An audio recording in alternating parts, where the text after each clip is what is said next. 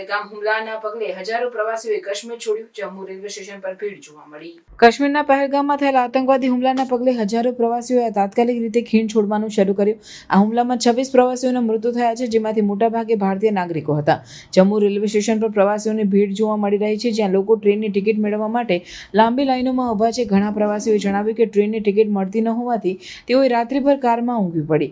પરિસ્થિતિને ધ્યાનમાં રાખીને રેલવે વિભાગે માતા વૈષ્ણોદેવી, કટરા અને નવી દિલ્હી વચ્ચે વિશેષ ટ્રેન ચલાવવાની જાહેરાત કરી છે. તેમણે જમ્મુ તવી અને કટરા સ્ટેશનો પર મદદ ડેસ્ક સ્થાપિત કરવામાં આવ્યા છે. આ હુમલાની જવાબદારી આતંકવાદી સંગઠન ધ રેઝિસ્ટન્સ ફ્રન્ટે સ્વીકારી છે, જે પાકિસ્તાન આધારિત લશ્કરે તોયબા સાથે સંકળાયેલું છે. પ્રધાનમંત્રી નરેન્દ્ર મોદીએ હુમલાની નિંદા કરતા જણાવ્યું કે ભારત આતંકવાદ સામે ઝૂકશે નહીં અને દોષિતોને કડક સજા આપવામાં આવશે.